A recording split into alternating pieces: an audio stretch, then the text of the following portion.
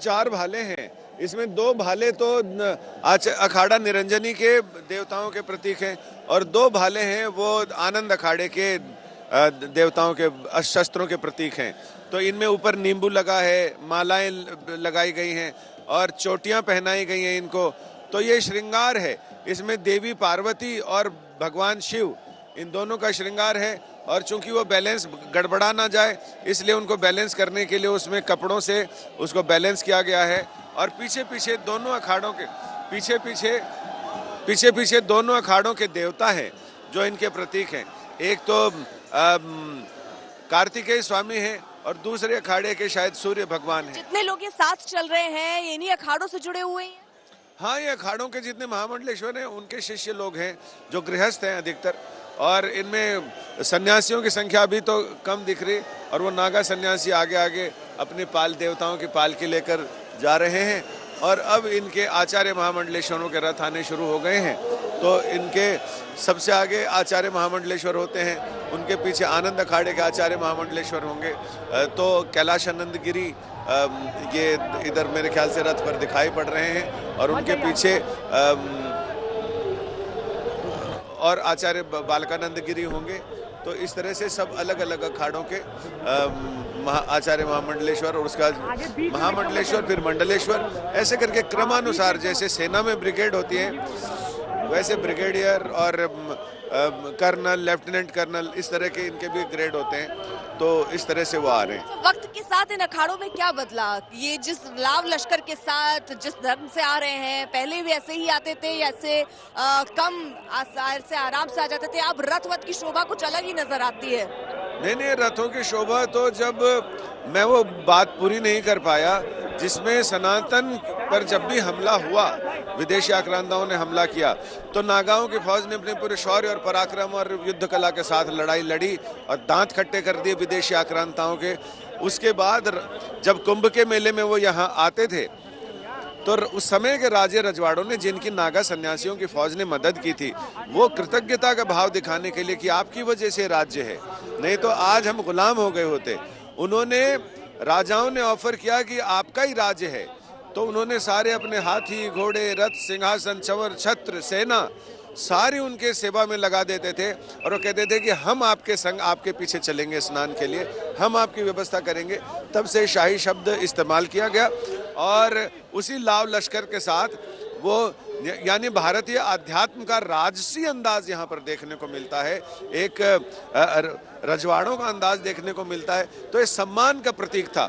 और जब रजवाड़े खत्म हो गए तो फिर अखाड़े अपनी तरफ से इंतजाम करके ताकि उस घटना की याद दिलाई जा सके, नागा सन्यासियों की फौज को उस पराक्रम और शौर्य की याद दिलाई जा सके, उस इज्जत और सम्मान की याद दिलाई जा सके जिन्हें उन्हें बचाए रखना है, जो उनके पुरखों ने अब तक, पुराने नागाओं की फौज ने अब तक जो शौर्य पराक्रम दिखाया है उसको याद दिलाना है कि आप उसी पिछले अंदाज में रहेंगे तो आप हमेशा सम्मान और इज्जत की नज़र से देखे जाएंगे। आपकी स्थिति राजाओं जैसी होगी, क्योंकि जैसे ही सनातन पर कोई संकट आता है तो सनातन पर संकट आए तो आपको वैसा ही पराक्रम दिखाना है। ये युद्ध कला का प्रदर्शन करते हुए नागा सन्यासी आगे बढ़ रहे हैं और इनके आचार्य महामंडलेश्वर कैलाश आनंद गिरी जी और उनके शिष्य मंडल उन्हें लेकर साथ अमृत स्नान के लिए साथ लिए जा रहे हैं। बिल्कुल, और यहाँ पर जिस तरह उनको गार्ड भी किया जा रहा है और किस तरह पूरे जोश के साथ, उत्साह के साथ यहाँ पर जो उनके साथ के लोग हैं, साधु संत हैं, वो आगे बढ़ रहे हैं। और यहाँ पर हम देख रहे हैं पहले जो ये रथ है वो रथ यहाँ पर रोका गया, यहाँ पर सीढ़ियां हैं, उन सीढ़ियों से उतरे हैं नीचे और उसके बाद अब इस जगह से संगम नोस तक पैदल ही वो जाते हुए नजर आ रहे हैं। और पूरे एक जो उनके पास भाले हैं, अस्त्र शस्त्र हैं, उसका इस्तेमाल करते हुए यहाँ पर नजर आ रहे हैं। हमारे साथ समर्थ भी हैं, संगम नोस से वो मौजूद है। समर्थ, क्योंकि जो नजारा हम यहाँ पर देख रहे हैं उससे भी अद्भुत नजारा वहां पर होगा संगम नोस पर, क्योंकि वहां पर जिस तरह की पूरी प्रक्रिया अब शुरू होनी है, हर अखाड़े को लगभग 40 मिनट का समय मिला है, उसके बाद दूसरा अखाड़ा वहां पर पहुंच रहा है। ऐसे 13 अखाड़े जो हैं वो पहुंचने वाले हैं। आप संगम नोस पर अगर हैं तो वहां पर तस्वीरें दिखाइए। अर्पिता, मैं इस वक्त अखाड़ा क्षेत्र में हूं और निरंजनी अखाड़ा जो है वो संगम पहुंच गया है। अब यहाँ पर जो जूना अखाड़ा है उसका धीरे धीरे जो है अब मूवमेंट जो है वो शुरू हुआ, यानी कि अब धीरे धीरे ये जूना अखाड़ा के संत महंत ठीक है, समर्थ आऊंगी आपके पास। संतोष है यहाँ पर संगम नोज में, जरा उनसे वो वहाँ की तस्वीरें देख लूं, उसके बाद अखाड़े में क्या तस्वीरें वो आपसे समझेंगे। संतोष,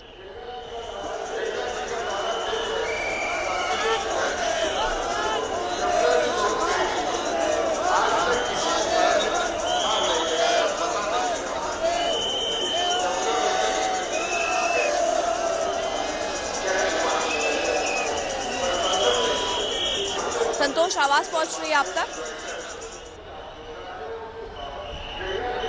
चलिए उनका रुख करेंगे, लेकिन इस बीच आपको हम अगर यहाँ दिखाएं, त्रिशूल लिए यहाँ पर अखाड़े के जो साधु संत हैं वो आगे बढ़ते हुए नजर आ रहे हैं। यहाँ आप अगर रहेंगे तो आप महसूस कर पाएंगे जिस तरह के उद्घोष लग रहे हैं, हर हर महादेव के नारे लग रहे हैं, वो दिखा रहे हैं कि किस तरह सनातन की परंपरा को न सिर्फ आगे बढ़ाया जा रहा है, जबकि वो पुरानी परंपरा, जैसे संजय बता रहे थे, जब युद्ध में किस तरह विदेशी आक्रांताओं से इन्होंने युद्ध लड़ा और उसके बाद जीता है, उसके बाद शाही स्नान, शाही एक तरीके से जो पूरी रथ कह लीजिए, सब उस समय से ही शुरू हुआ और वही परंपरा अभी भी चलती हुई यहाँ पर नजर आ रही है।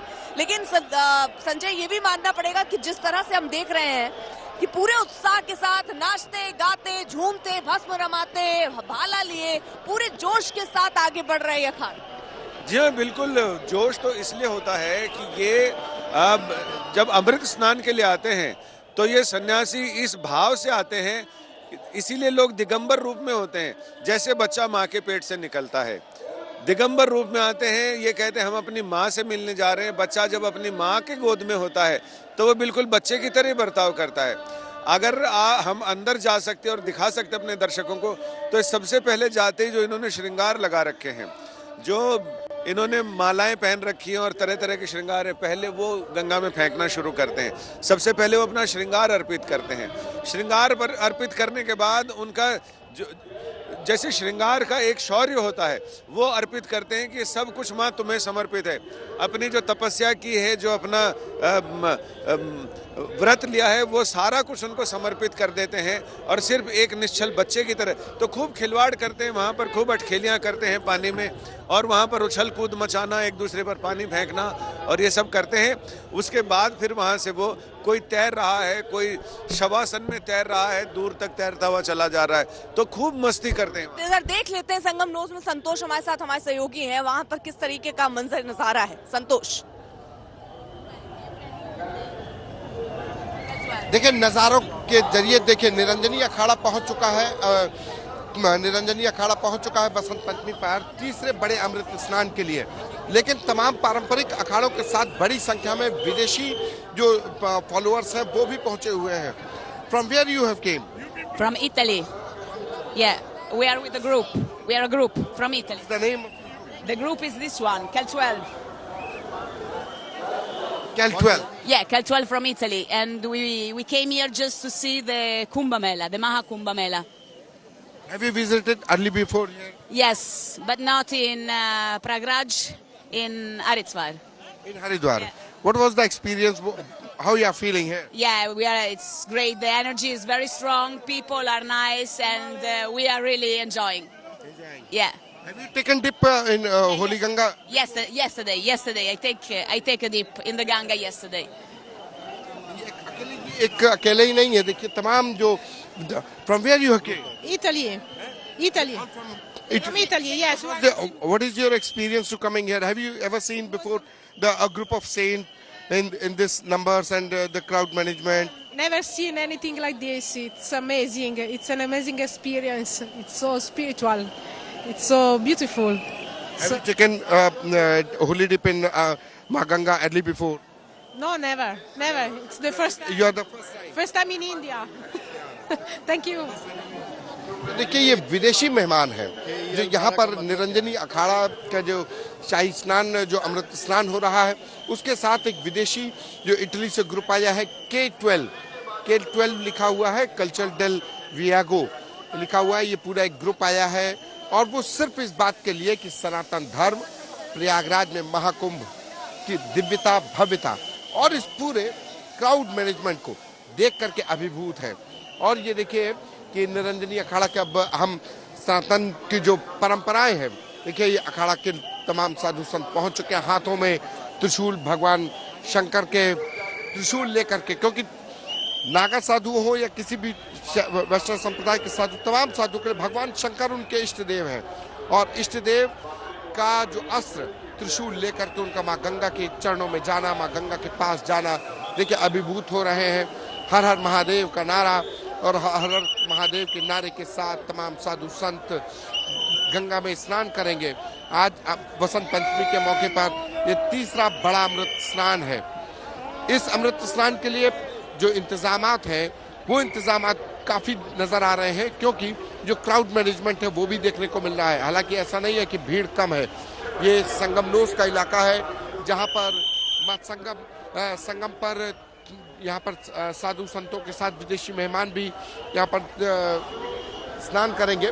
लेकिन दूसरी तरफ तमाम जो करोड़ों श्रद्धालु आए हैं यहाँ पर स्नान करने के लिए, उनकी भी तस्वीरें बहुत ज़रूरी हो जाती हैं, क्योंकि यही करोड़ों श्रद्धालु देश दुनिया के तमाम कोने कोने से आए हैं।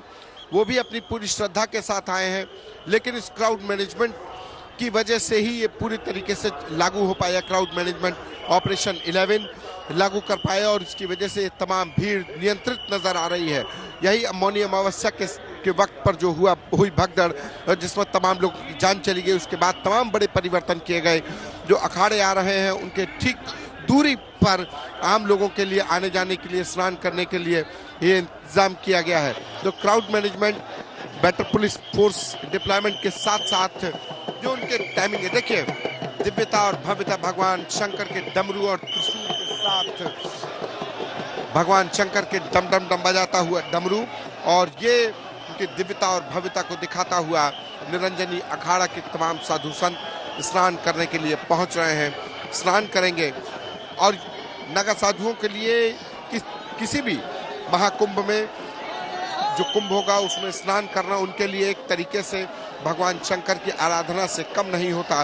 भगवान शंकर उनके इष्ट देव हैं और माँ गंगा उनके जटाओं से निकलती है। ऐसे में जब वो उनके माँ गंगा में डुबकी लगाते हैं तो उनकी आध्यात्मिक न सिर्फ शक्तियाँ बढ़ती, बल्कि उनको लगता है कि हम एक बार फिर अपनी माँ की गोद में आ करके और अपनी शक्तियों अभिभूत हो जाते हैं। ठीक है, तमाम